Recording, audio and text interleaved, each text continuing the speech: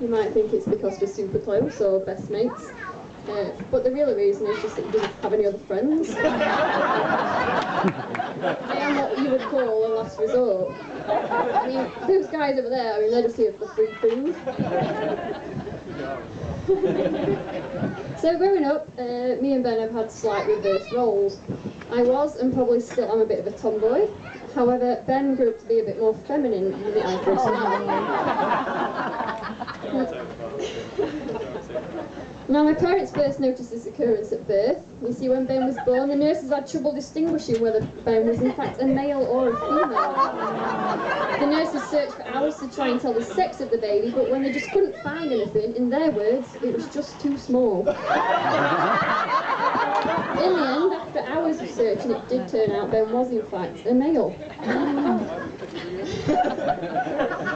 As most of you will realise, Ben has slight giraffe-like features.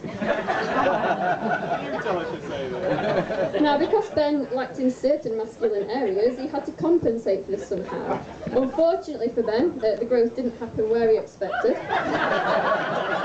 Instead, his neck just kept growing.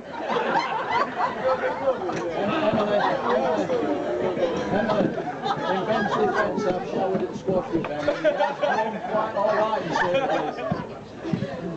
This lack of testosterone continued as he grew up. For example, he did have a large gay tendency towards the band Savage Garden. He also had a very weird habit of sucking his fingers while tickling his belly button. I had to grow up with a lot of crazy members in my family. One which is Harriet, she sat right there. One side of the room I had him sucking his fingers and tickling his belly button, while at the other she was sat there sucking and chewing her toes. What the hell was I brought up with? Another bad habit Ben had was quite embarrassing for him. I was literally sworn to secrecy when I was young by my mum, so naturally I'm telling you all now. Growing up, Ben had a big problem wetting the bed. Now his friends don't know about this, but this was a common problem, more or less, well, they do. But this was like every night, and I mean this went on for years. It was only about when he was 15 years old that my mum thought, well, this might be a little bit of a problem. So what he had to do was have this little alarm, well, what I would like to call a piss alarm. Basically, it sounded like a bit one of them rape alarms that you have when you're walking around. Most nights I used to be woken up by this whirring noise, and Ben screaming across the landing, "I need to pee! Near the landing!"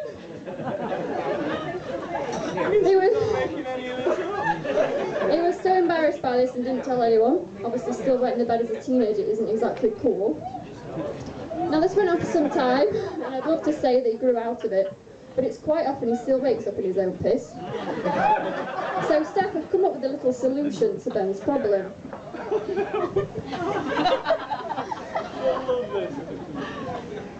If you'd just like to put one of these on, Ben.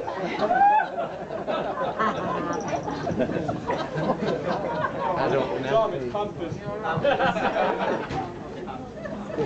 It's extra absorbent.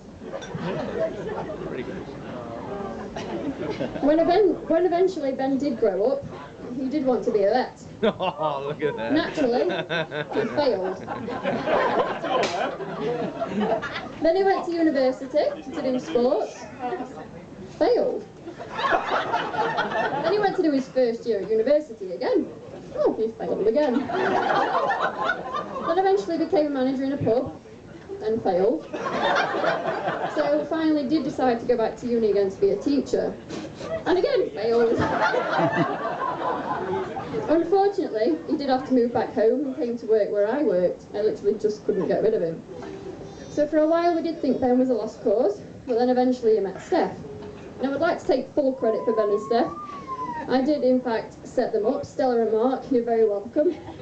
To him, I might add. Now, I used to be Ben's boss at work, and I would forever be telling him off, as instead of serving customers at the bar, he would constantly be staring and drooling over Steph as she walked past. If you've ever seen a donkey in a drow, that is exactly what he resembled.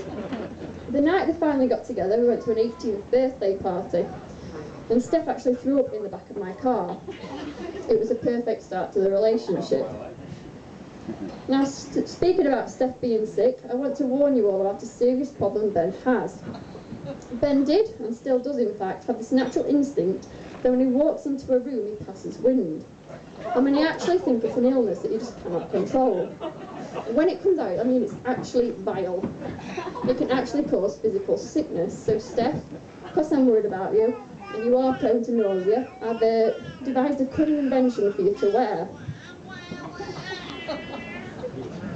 She's got a dust It comes naturally with the term, shove a cork in it. Okay, maybe not the exact orative required. Where am I now? Okay, so you will need to insert that yourself. I'm not going to do that for you. If you can all look around your tables, if you've got any more for a bit of a backup and a stock, we do need to contain it, and they will obviously need to be changed.